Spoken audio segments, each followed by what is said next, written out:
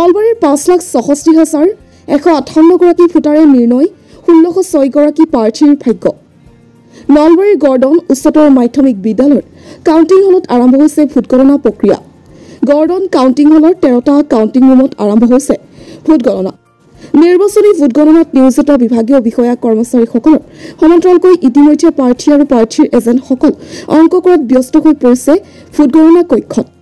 তাৰ বিপৰীতে কাউণ্টিং হলৰ বাহিৰত নিজ নিজ প্ৰাৰ্থীৰ সমৰ্থনত ভিৰ কৰা দেখা গৈছে।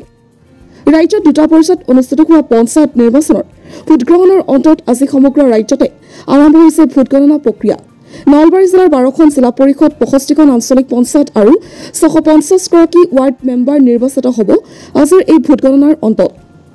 ইতিমধ্যে ৭ মে'ত দ্বিতীয় পৰ্যায়ৰ নিৰ্বাচনত নলবাৰীৰ সৰ্বমুঠ ৭৫৬টা ভোটগ্ৰহণ কেন্দ্ৰত নিৰ্বাচন সুচাৰুৰূপে সম্পন্ন হৈছে।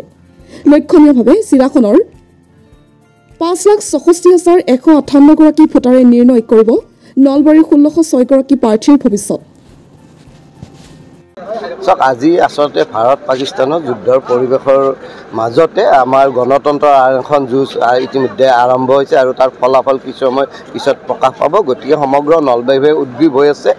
ৰাজনীতিক বা গণতন্ত্ৰৰ প্ৰাথমিক ভেটি পঞ্চায়ত নিৰ্বাচন ফলাফল কিছু সময় পিছত বা কিছু সময়ৰ পিছতে আৰম্ভ হ'ব ফলাফলৰ গণনা প্ৰক্ৰিয়া আৰু আজিৰ দিনটোৰ ভিতৰত কিছু সংখ্যক পঞ্চায়ত আৰু জিলাবোৰৰ ফলাফল হ'ব। গতিকে সমগ্ৰ নলবাৰীভাৱে উদ্গ্ৰীৱ হৈ আছে আৰু এতিয়া সিদ্ধান্ত ইতিমধ্যে যিহেতু জনসাধাৰণে ৰায় দিছে, প্ৰশাসনে কেতিয়া ফলাফল ঘোষণা হয় তাৰ ওপৰত নিৰ্ভৰ কৰিব আৰু আমি নলবাৰীভাৱে উদ্গ্ৰীৱ হৈ লৈ আছোঁ ফলাফলক লৈ আৰু আমি বিশ্বাসী এইবাৰ গণতন্ত্ৰৰ ভেটি স্থাপন হ'ব।